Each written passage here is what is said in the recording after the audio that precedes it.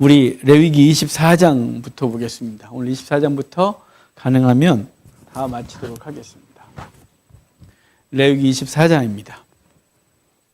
전체를 다시 점검하면 레위기 1장부터 5장까지가 5대 제사, 번소, 화제권 그랬고요.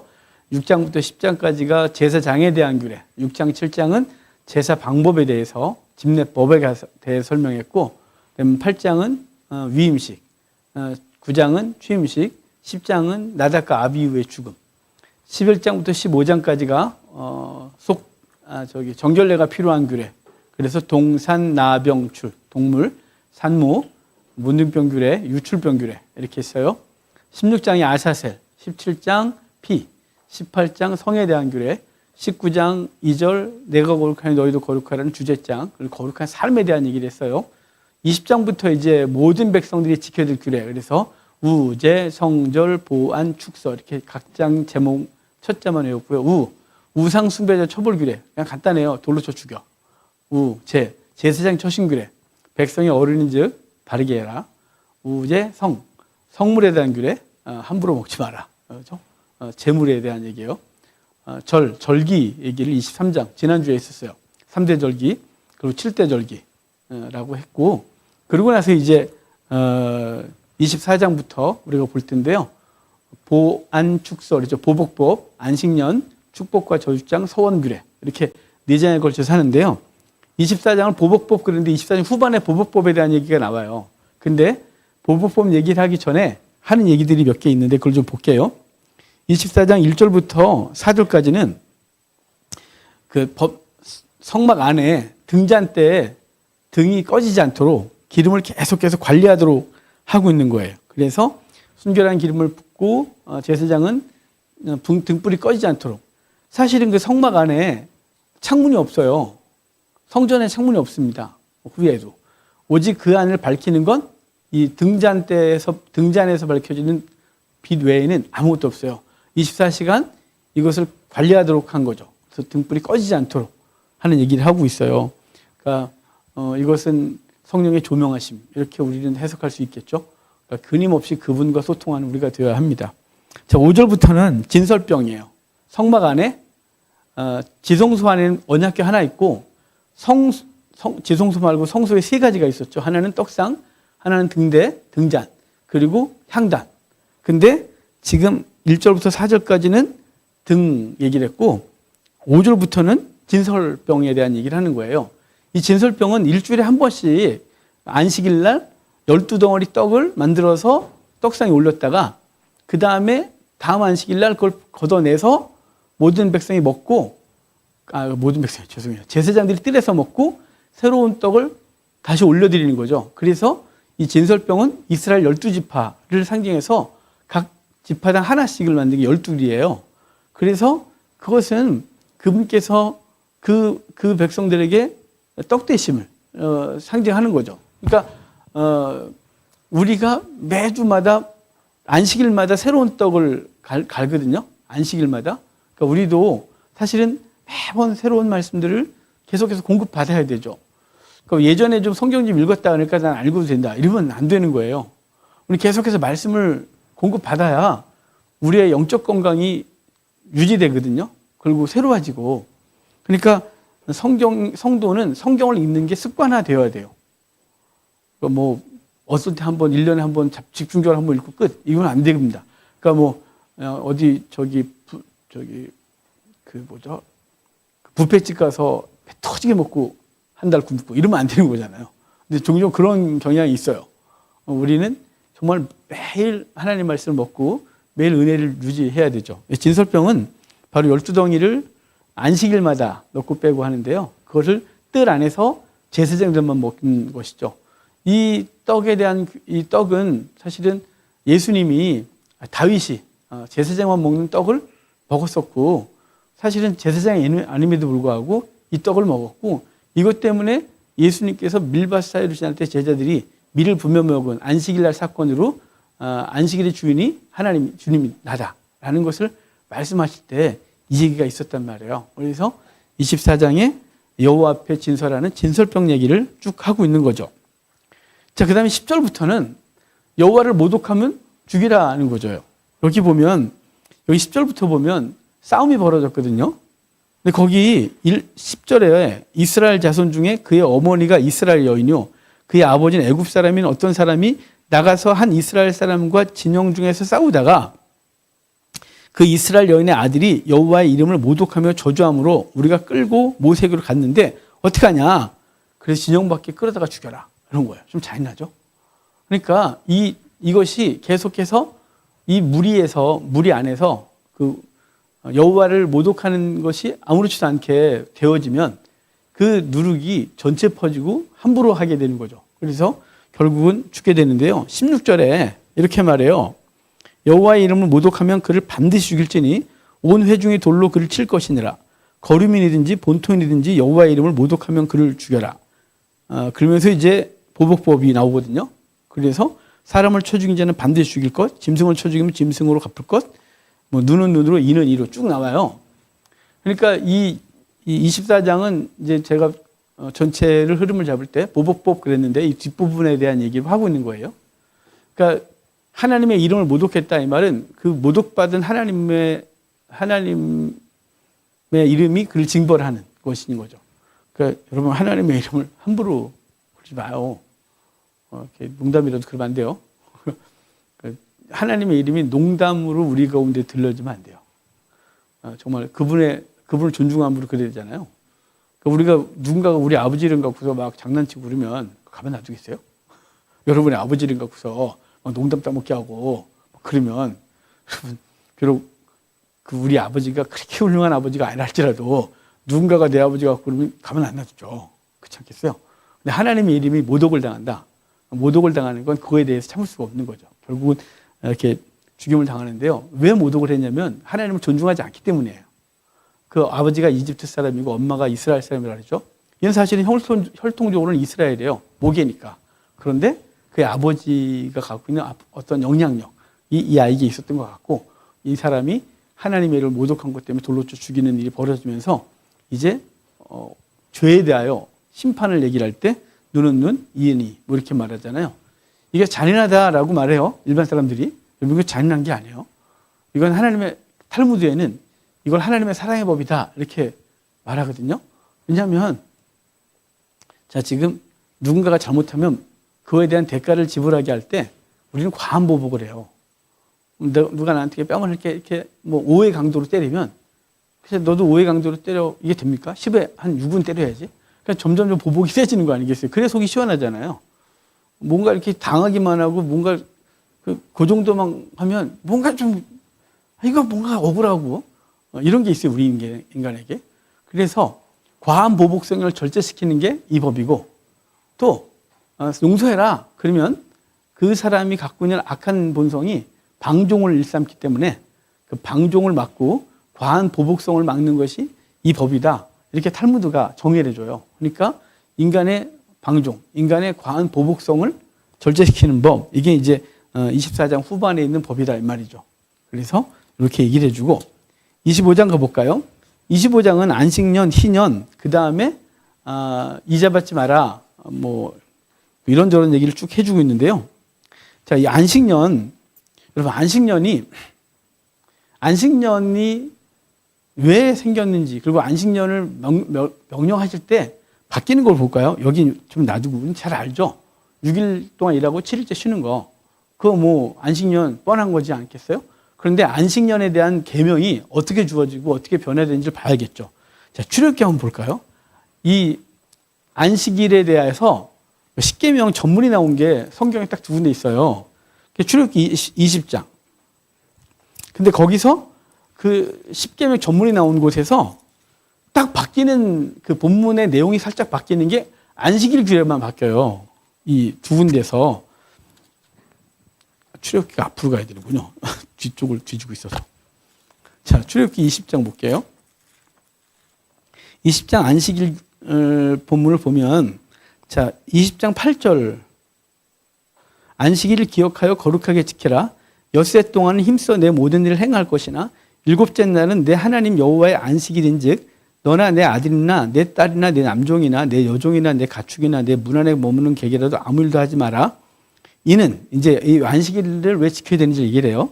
엿새 동안에 나 여호와가 하늘과 땅과 바다와 그 가운데 모든 것을 만들고 일곱째 날에 쉬었습니다. 그러므로 나 여호와가 안식일을 복되게 하여 그날을 거룩하게 하였다. 자, 안식일을 구별하여 지키라고 하는 이유가 뭐냐면 내가 쉬었다. 창조 때 6일 동안 일하고 7일째는 쉬었다. 그러니까 안식일을 지켜야 될 이유를 얘기를 하는 거예요. 안식일을 거룩하게 지키라고 했던 근거가 뭐냐? 하나님이 안식일을 쉬었다. 그러니까 너희도 쉬어라. 예요. 자, 그럼 두 번째 안식일 계명, 이 전문이 나온 것을 볼까요? 신명기 5장 봅시다. 5장 12절부터가 안식일 규례예요. 5장 15절이 이제 우리가 조금 아까 막 봤던 출애굽기 20장 1절이 바뀐 부분이에요. 아까는 안식일을 지켜야 될 이유에 대해서 하나님이 6일 동안 일하시고 7일째 쉬었다. 너희는 쉬어라. 이렇게 말하고 있는 거예요. 근데 이제 신명기, 신세대에게 주시는 하나님의 말씀이죠. 그러니까 39년 만에, 40년 만에 줬다 합시다. 왜냐하면 출애굽하고 시내산 도착한 게 50일째니까 50일째 십계명 이 말씀을 받은 거예요. 구두로 돌판받은 게 아니고. 그리고 가나안 땅 들어가기 직전에 모압 광야에서 모세가 신세대에게 주는 말씀에서 십계명 전문을 얘기를 하는데 그때 15절의 말씀이 바뀌어요. 너는 기억해라. 내가 애굽 땅에서 종이 되었더니 내 하나님 여호와가 강한 손과 편팔로 거기서 너를 인도하여 내었나니 그러므로 내 하나님 여호와가 내게 명령하여 안식일을 지키라. 그래요. 자, 지금 안식일 지켜야 될 이유가 뭐라고요? 여기는 애굽에 종되었던 곳에서 너희를 건져냈다. 그래서 너희는 안식일을 지켜라. 이유가 바뀐 거예요. 이유가. 자, 그러니까 안식일 다른 건 다 똑같아요. 십계명 전문이. 그런데 여기만 바뀌었어요. 안식일을 지켜야 될 이유. 자, 첫 번째는 하나님의 창조 원리죠. 6일 일했고 7일째 쉬었으니까 너희도 쉬어. 이게 이제 하나님이 6일 동안 일하고 7일째 쉰 것 때문에 우리가 안식일 지키라고 했다면 이제 두 번째 신명기에서 주신 여기선 내가 너희를 애굽에서 건져냈다. 그러므로 너희는 안식일 지켜라요. 그러니까 첫 번째는 창조 원리를 따라서 안식일을 지키는 거라면 두 번째 이걸 재해석하신 건 뭐냐면 그러면 쉼이잖아요. 쉼. 안식일은 쉬는 거죠. 그럼 진정한 쉼은 어디서 왔냐? 바로 애굽에서 너희를 종되었던 것을 건져내서 너희를 구원했다. 그러니까 종에서 자유롭게 했으므로 너희를 구원했으므로 너희는 쉬어라. 그러니까 그러니까 그 일반적인 창조 섭리에서는 하나님이 쉬었으니까 우리 육신을 쉬는 거라면 두 번째 십계명 이 전문을 주실 때는 우리에게 진정한 쉼은 노예 상태에서 진정한 쉼이 있겠습니까? 없지. 종 상태에서는 없죠. 그래서 그 종의 상태에서 건져내셨으므로 너희는 안식일을 쉬어라. 이렇게 말해서 우리에게 안식은 예수 그리스도의 구속으로 주어진 거죠. 그러니까 창조 원리는 육신을 쉬게 하는 거였다면 그 다음에 주어진 건 우리를 그 상태, 노예 상태에서 자유민으로 그 심판에서 구원으로 이게 바뀌어진 것을 기억하면서 진정한 쉼이 있게 된 거죠. 그게 안식일이에요. 그리고 이제 안식일을 정신해서 계속 이어진 얘기가 뭐냐면 네가 쉬어야 네 종들도 쉰다예요. 여기 계속해서 앞에서. 그러니까 안식일에 대해서 생각하는 게 뭐냐면 그럼 안식일을 거룩하게 지켜라 라고 하는 이 말씀을 우리에게 적용한다면 우리는 안식일 날 예배드리는 토요일 날 예배드린다? 그게 아니죠. 안식일은 이미 예수 그리스도가 안식의 주인이라 그랬어요.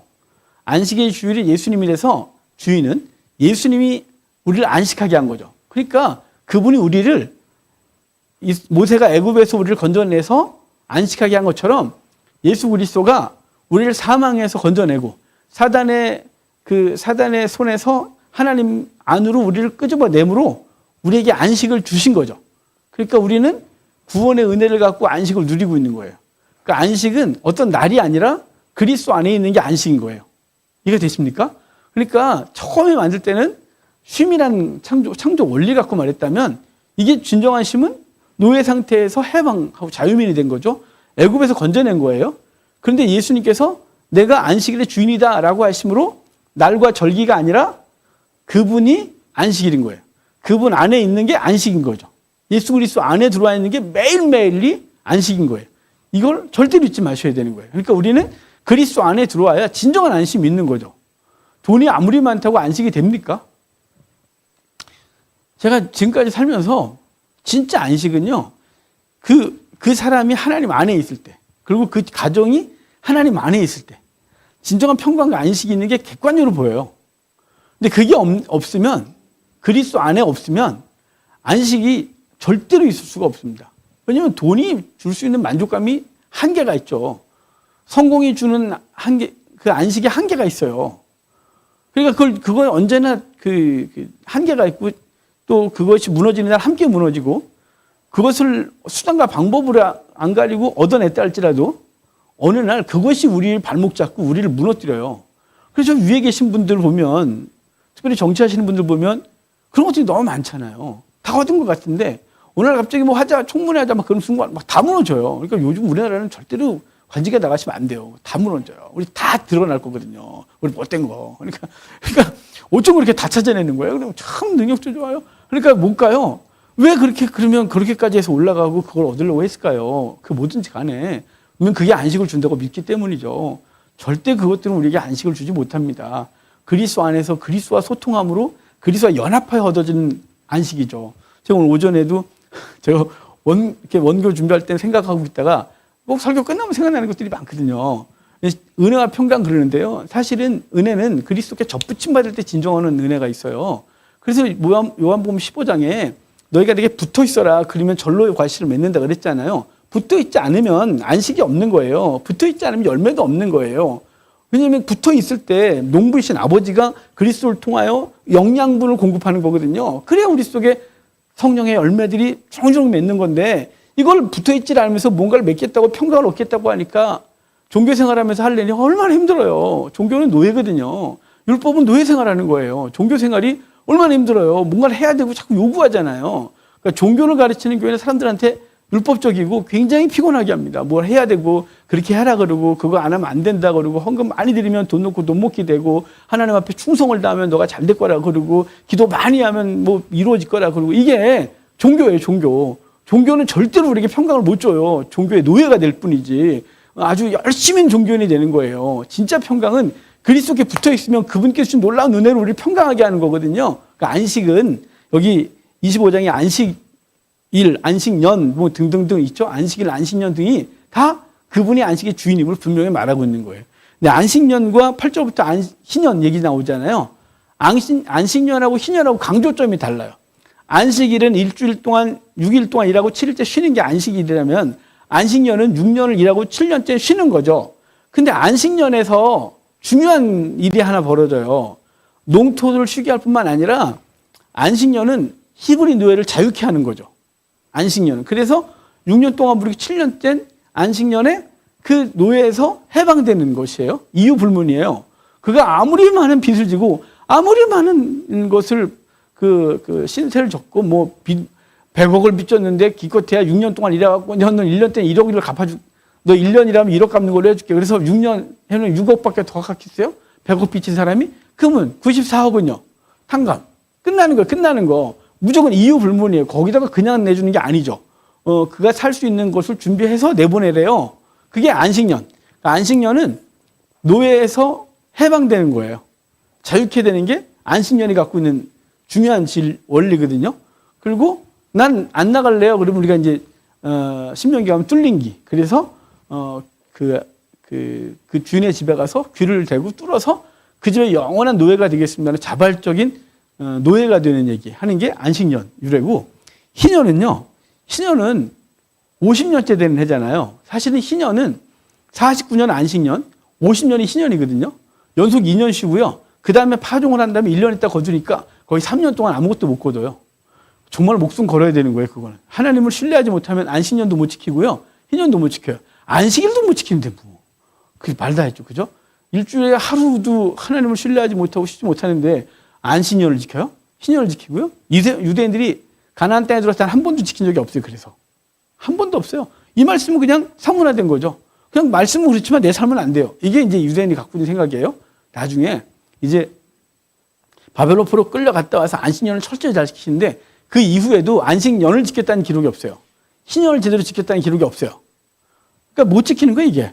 하나님에 대한 철저한 신뢰가 없으면 못 지켜요. 그런데 이 희년에서 중요한 거 뭐냐면 땅을 돌려주는 거거든요. 그러니까 이제 빚을 져서 땅을 뺏기게 되잖아요. 그럼 땅을 뺏기면 희년 때까지 땅값을 계산해요. 자, 작년에가 희년이면 올해가 땅값이 제일 비싸겠죠. 49년째 땅값이 제일 싸겠죠. 왜냐면 1년밖에 못 붙여 먹어요. 희년에 무조건 돌려줘야 되니까. 희년째 땅을 원주인에게 돌려주는 거예요. 그것은 뭐냐면요. 우리가 아담의 범죄로 인하여 땅에서 쫓겨나요. 에덴에서 쫓겨났는데 그리스도가 희년 되시죠. 그래서 예수님의 첫 번째 설교가 누가복음 4장에 그 나사렛에 가서 나사렛 회당에서 내가 희년이다 라는 첫 번째 설교가 희년 설교예요. 그러니까 예수님은 밀밭 사이로 지나면서 하신 말씀이 내가 안식일의 주인이야. 떡에 대한 얘기를 하시면서 그 손마른 자를 고치면서 내가 안식일의 주인이라고 말했고, 그 다음에 예수님이 시험당하시고 이기시고 나사렛에 가서 첫 번째 한 설교가 희년 설교예요. 그러니까 내가 희년이라는 거죠. 예수님이 희년인 거예요. 왜일까요? 왜 예수님이 희년입니까? 그분이 우리가 잃어버렸던 에덴을 찾아주시는 분이세요. 어떻게 찾아주냐면요. 그분의 몸을 찢어요. 그래서 아담이 쫓겨났을 때 에덴 동산을 화영검을 듣고 천사들이 지키고 있잖아요. 거기 들어가려면 죽으니까 못 들어가죠. 목숨 걸어야 되는데 목숨 죽는 순간 못 들어가요. 그래서 그걸 그림자 언어로 말한 게 성막이에요. 그래서 지성소와 성소 사이에 휘장이 있고 거기에 그룹 그림이 있다 그랬잖아요. 그게 예수님 때 휘장이 위로부터 아래까지 갈라지면서 예수님을 통과해 들어가는 거죠. 그러니까 예수님이 우리를 잃어버렸던 땅을 찾아준다 이 말은 그분이 죽으심으로 우리가 들어갈 수 있는 자격을 얻게 된 거예요. 그래서 히브리서에 그의 피를 가지고 담대하게 하나님께 나가서 그 땅을, 잃어버렸던 땅을 찾는 얘기를 하고 있는 거예요. 그러니까 안식년, 희년 다 그리스도인 거예요. 이것은 그리스도에 대한 예표적 사건으로 우리에게 보여주는 거죠. 그리고 23절을 보면 땅을 영구히 팔지 못해요. 그러니까 팔았다 할지라도 희년이 되면 되찾을 수 있는 거예요. 24절에 보니까 너희 기업이 온 땅에서 그 토지 무르기를 허락할지니, 만약에 이제 제가 무능해서 누군가에게 땅을 뺏겼어요. 빚 졌다가 못 갚아서 땅을 뺏겼어요. 그러면 가장 가까운 친족이 땅을 물을 권리를 갖고 있는 거예요.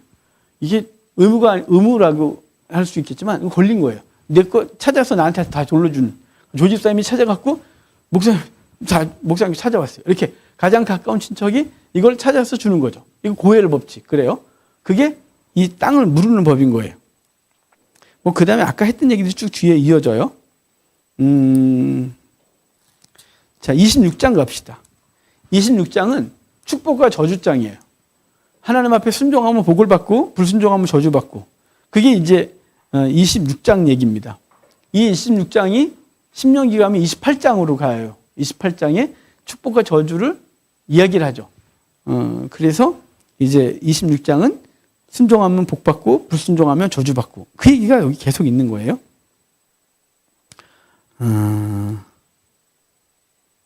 그리고 27장 갑시다.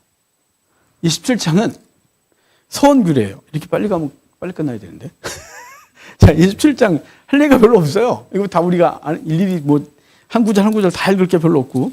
27장은요, 서원 예물인데요. 서원을 갚는 문제예요. 그런데 이게 사람마다, 나이마다 가치가 매겨져요. 좀 슬픈 얘기가 되죠. 자, 2절에 이스라엘 자손에게 말하여 이르라. 만일 어떤 사람이 사람의 값을 여호와께 드리기로 분명히 서원하였으면, 그렇죠? 이게 어떤 때 서원규례냐면요. 그럼 우리 이제 여기가 아직 여기까지 안 나왔지만, 우리 민수기 가면 나실인 서원제도 있어요. 그죠? 나실인 서원제도는 성막 봉사를 위하여 레위인이 아닌 사람이 나 성막에서 봉사하고 싶어요 하면 나실인 서원제도를 통하여 하나님 앞에 헌신할 수 있는 거죠. 그게 나실인 서원제도예요. 그러면 이제 영원히가 아니고 난 1년만 하겠습니다 라고 서원을 하고 머리를 민 다음에 이제 시작하거든요. 그러면 근데 중간에 일이 생겼어요. 근데 이제 취소해야 되잖아요. 저기 죄송합니다. 제가 갑자기 집안에 일이 생겨서 내가 다 채울 수가 없습니다. 아니면 또 서원했는데 못 지키게 됐다. 그러면 그때 할 게 뭐냐면 그러면 돈으로 내. 가 서원규례에서 사람이 돈으로 매겨질 이유인 거예요. 근데 이제 그래서 이제 여기 사람의 가치가 매겨지거든요. 내가 정한 값은 20살로부터 60살까지 남자면 성소의 세겔로 은 50세겔이요. 저는 은 50세겔짜리예요. 여자면 그 값은 30세겔로. 왜 그러냐면 힘을 못 써요. 5살부터 20살까지 남자면 그 값을 20세겔로 하고 여자면 10세겔로. 아직 미성년이라서 그래요. 일 제대로 못하고. 그 다음에 6절에 1개월부터 5살까지 남자면 그 값은 5세겔로 하고 여자면 그 값을 은 3세겔로 하고 60살 이상 남자면 그 값을 15세겔로 하고 여자는 10세겔로 하고 손집사님은 15세겔이세요. 자, 지금 이렇게 이제 엄청난 가치가 50에서 15로 떨어졌어요. 그러니까 그런데 이제 여기 이제 그렇게 값이 매겨진 이유가 아까 말씀드린 대로 하나님 앞에 절을 드리겠습니다라고 기간을 정하고 드리잖아요. 근데 그 기간을 정하고 드렸는데 못하게 되면 그러면 너 못하면 죽어. 이게 아니고 어쩔 수 없지 뭐. 그렇게 하고 그 값에다가 이제 제가 취소하면 은 50세겔을 하나님 앞에 드려야 되는데 50세겔만 드리면 되는 게 아니에요. 자, 이제 8절부터 볼게요. 그러나 서원자가 가난하여 내가 정한 값을 감당하지 못하겠으면 그를 제사장 앞으로 데리고 갈 것이요 제사장은 그 값을 정하되. 이게 무슨 얘기냐면 이게 원래 기본은 그런데 너무 가난해요. 제가 하나님 앞에 하겠습니다 그런데 취소해야 되겠는데 보니까 은 50세겔은 그냥 5세겔도 없는 인간이에요. 그러면 제사장이 보고 그러다가 너 너무 많겠다. 그러면 제사장이 융통성 있게 정해주라 이 말이에요. 그러니까 율법도 융통성이 있어요. 근데 이 은혜 시대에 융통성 없이 우리를 서로 대하면 참 그렇죠. 주님이 우리를 은혜로 대하셨는데 우리는 조건과 상황과 어떤 이런 것으로 대하면 참 여러분 우리 서로 삭막해집니다. 하여간 9절에 사람이 서원하여 예물로 여호와께 드리는 것이 가축이면 여호와께 드릴 때는 다 거룩하니 그것을 변경하여 우열간 바꾸지 못할 것이요. 그러니까 이제 양을 드리기로 했는데 그걸 우열간 바꾸지 못한대요. 혹 가축을 바꾸면 둘 다 거룩할 것이며 부정하여 여호와께 예물로 드리지 못할 가축이면 그 가축을 제사장 앞으로 끌어갈 것이요 제사장은 우열간의 값을 정할지니 그 값이 제사장의 정한 대로 될 것이다. 그러니까 내 양을 드리겠습니다 그랬는데 은혜 받을 때는 좋은 양을 들고 싶었겠죠. 근데 갑자기 집에 와서 생각해 보니까 얘는 드림 좀 그러네. 제사장한테 말을 하긴 했는데 그래가지고 이렇게 별로 안 좋은 양으로 바꾸면 안 된다. 그럼 둘 다 드려야 된다. 너 그렇게 마음 먹은 순간 둘 다 뺏어간다는 뜻이에요. 그 다음에 그러니까 바꾸지 마요. 둘 다 뺏길 수 있어요. 자, 그 다음에 우열관을 바꾸지 못하고 제사장이 또 이제 그걸 서원했는데 이제 형편이 있어서 못 드리게 됐어요. 그러면 제사장이 값을 정해서 그것에 5분의 1을 더해라 그래요. 그러니까 아까 사람도 마찬가지죠. 50세겔인데 하나님 저 이번 올해는 못할 것 같아요. 하나님 잘못했어요. 그러면 그래 5분의 1 더해. 그러면 60세겔을 하나님 앞에 드리고 취소할 수 있다. 여기도 우열간에 정하지 바꿀 수 없는데 잘못 드리려다가 취소하면 그 제사장이 그 가축의 값을 정해서 5분의 1을 더하여 하나님 앞에 드리면 취소할 수 있다. 이렇게 취소할 수 있다는 걸 가르쳐 주고 싶은 거예요. 만약 어떤 사람이 자기 집을 성별하여 여호와께 드리면 그 값을 여호와께 드리려다가 주님 아니겠어요. 이거 올해는 좀 더 살아야겠어요. 그러면 그래 살아라. 그리고 그 값이 5억이다. 그럼 6억 바치고 그렇게 항상 이 서원을 취소하는 순간 5분의 1을 날릴 생각을 하고 그 손해 볼 생각하고 하라는 거죠. 웬만하면 서원을 취소하면 안 되는 거예요. 근데 그만큼 절박한 상황이나 피치 못할 상황이 생겼을 때 취소는 할 수 있다. 근데 5분의 1을 더해서 하는 거다. 이렇게 말하는 거예요. 16절로 어떤 사람이 자기가 기업된 밭 얼마를 성별하여 여호와께 드리려거든 그 값을 정하고 지금 신년부터 몇 년 됐고 희년까지 얼마나 남았는지를 봐서 값을 정하고 취소할 수 있다. 5분의 1을 더해서. 이게 계속되는 거예요. 그게 이제 25절까지가 서원율의 서원을 하고 취소할 수 있다가 되는 거죠. 자, 26장 가볼까요? 오직 가축 중에 처음 난 것은 여호와께 드릴 첫 것이라 소나 양은 여호와의 것이니 누군지 그것으로 성별해 드리지 못한다. 그러니까 그러니까 그 가축에 처음 난 건 하나님 거라는 거죠. 그러니까 첫 아이가 태어나면 하나님 거라는 거예요. 사람도 마찬가지예요. 그래서 장자가 태어나면 하나님 건데 하나님께 그냥 드릴 수 없으니까 레위인이 대속한다 그랬잖아요. 레위인이 만약 우리 집에 장자가 태어났어요. 그럼 얘를 성전으로 바쳐야 되는데 그렇지 않고 아예 레위인이 이 우리 집의 장자를 대신해 하나님께 바쳐지는 거예요. 그래서 사람이 모자랐죠. 우리 민수기 보면. 그래서 모든 이스라엘 사람들에게 그 속전을 거둬서 모자라는 사람 숫자를 채우게 되는 거죠. 그러니까 원리가 뭐냐면 1인당 한 사람당 한 사람이 속죄하는 거예요. 이 원리는 어디서 왔냐면요. 출애굽에 그 6월절 어린 양이 장자 한 명당 한 마리예요.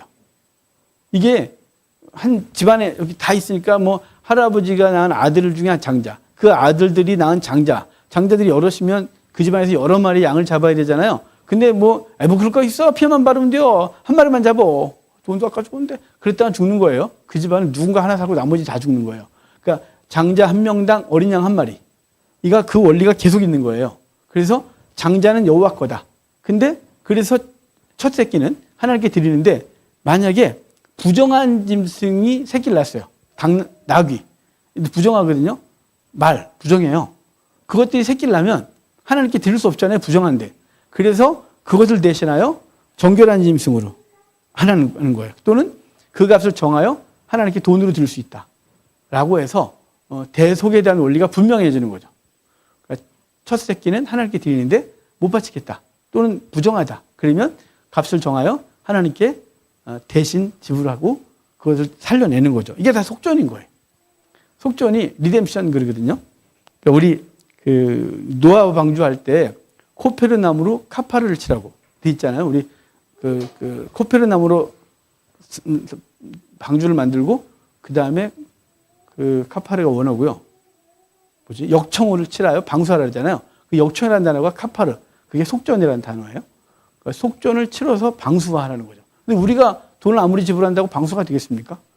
그게 아니죠. 그리스도가 우리를 대신하여 속전돼서 지불하신 거죠. 그래서 그분의 보혈이 완벽한 방수제가 돼서 우리를 구원하시는 거예요. 그게 이제 여기 이제 값을 정하여 드리게 되는 것이고, 이제 28절 보면 어떤 사람이 자기 소유 중에서 오직 여호와께 온전히 바친 모든 것은 사람이든지 가축이든지 기업의 밭이든지 팔지도 못하고 무르지도 못하나니 바친 것은 다 여호와께 지극히 거룩함이며 온전히 바쳐진 그 사람은 다시 무르지 못하나니 반드시 죽일지니라.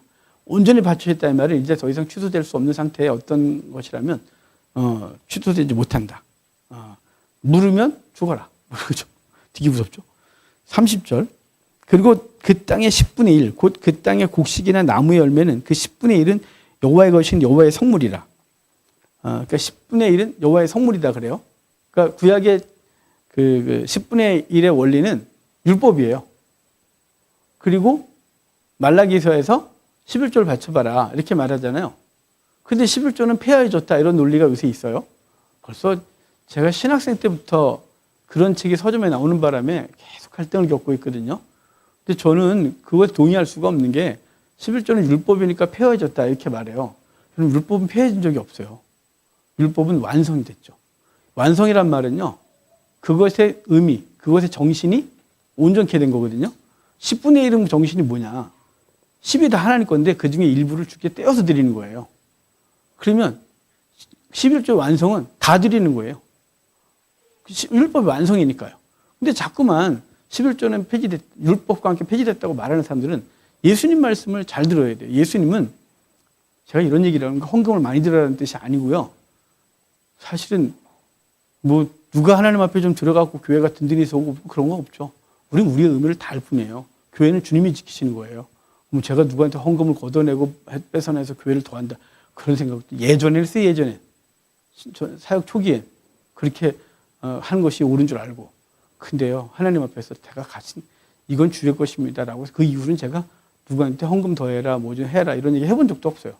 그래 봐야 유익도 없고. 근데 이 말씀 드리는 건요, 우리가 하나님 앞에서 바른 신앙 해야 되는 거잖아요.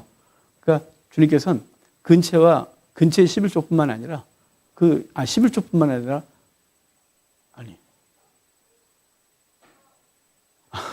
근처의 11조 근처, 그러니까 뿌리 11조도 마땅히 드릴 뿐만 아니라 거룩한 삶에 대한 얘기를 할 때도 11조 얘기를 하셨어요. 그거 드리는 거라고. 그건 안 하고 삶만 드리라고 한 적이 없단 말이에요. 그러니까 여러분, 여기 11조 얘기 나올 때 좀 부담스럽긴 하죠.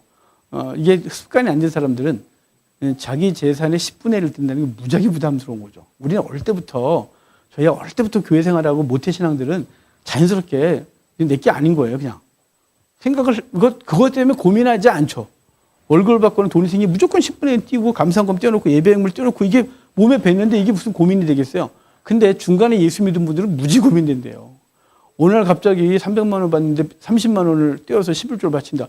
이게 처음 하시는 분 너무 부담스럽겠죠.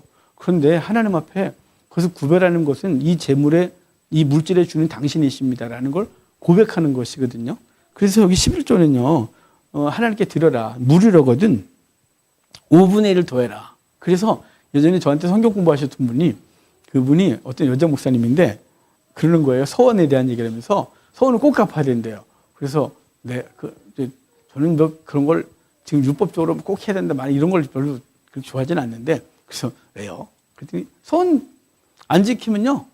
5분의 1을 뺏기는 거죠. 5분의 1과 함께 하나님 뺏어가세요. 그래서 그분은 그게 몸에 아마 어떤 계기가 있었겠죠? 굉장히 강력하게 확신 있게 얘기를 하시길래 네. 그랬어요.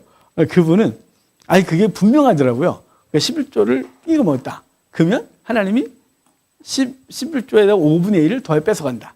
소원했는데 안 갚는다? 그럼 5분의 1 더해 뺏어간다. 그분은 그렇게 아예 율법적으로 생각을 하고 계신 거예요. 근데 이제 우리가 지금 이걸 신약에 와서 그냥 율법적으로 해석하지 마십시오. 왜냐하면 주님께서 우리가 11조 계산해서 제대로 드린다고 하지만 대부분 그렇게 온전치 않아요. 그러면 온전치 않게 드린 사람들 다 죽습니까? 하나님께서 이름 짓기 10분의 1, 5분의 1 더 뺏어가리라. 그래갖고 뺏어가십니까? 저는 그런 하나님을 아직 경험을 못 해봤어요. 그렇게 하시는 하나님이 아니고 우리는 우리의 것을 주신 것을 고백으로 드리는 거죠. 그리고 감사로 드리고 그것이 주의 나라를 위하여 주의 나라를 사모하고 주의 나라가 이 땅에 서길 원합니다라고 할 때 그 기도에 당연히 따라야 되는 것은 우리의 헌신과 또 우리의 어떤 고백인 거죠. 삶인 거죠. 근데 우리는 기도만 해놓고 누군가가 하겠지라고 하는 건 기도가 아니에요. 그건 말도 안 되는 거예요. 예를 들어 주여 좀 가깝게 하면 주여 우리 교회를 건축해 줍시다. 건축 안 할 거예요. 걱정하지 마십시오. 주여 우리 교회를 건축시켜 주십시오. 주여 믿습니다. 막 맨날 기도해요. 근데 10원도 헌금을 안 해요. 그 사람은 거짓말한 거예요. 그 사람은 기도라는 종교행위만 한 거예요. 기도 하나도 안 해도요.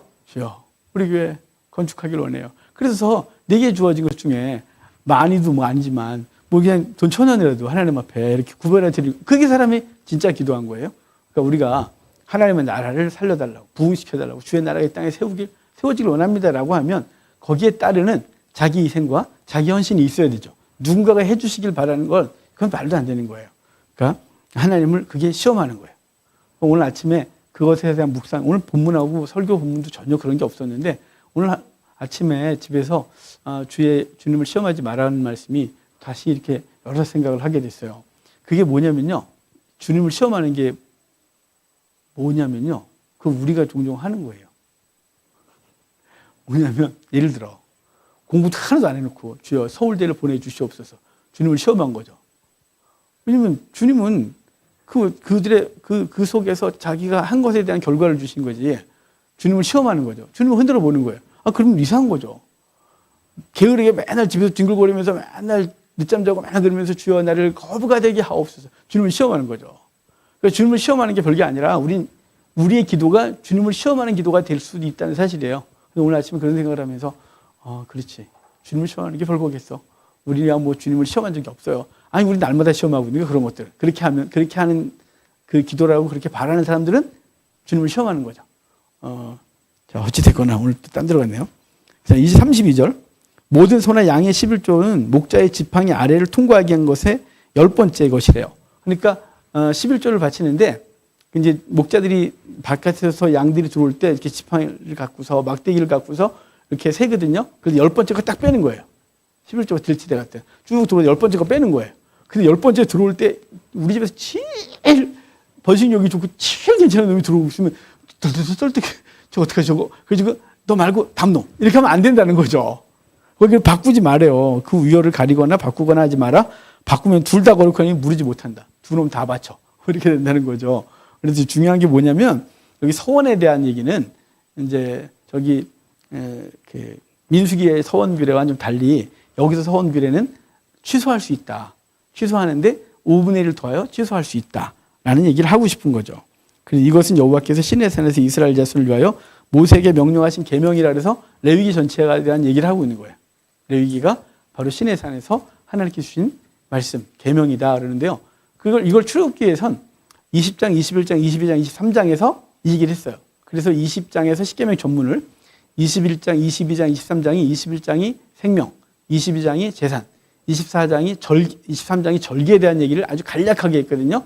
그걸 레위기가 더 폭넓게 자세하게 이야기를 하고 있는 것이고요. 그래서 시내산에서 받은 거다라고 해서 레위기가 그 구체적인 이야기들, 제사법, 성막 받을 때 제사법 등등을 다 받고 이제 레위기에 기록을 하고 있는 것입니다.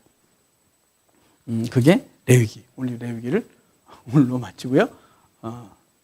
다음 주부터 민수기를 보도록 하겠습니다. 여기까지 하고 기도하고 마치겠습니다.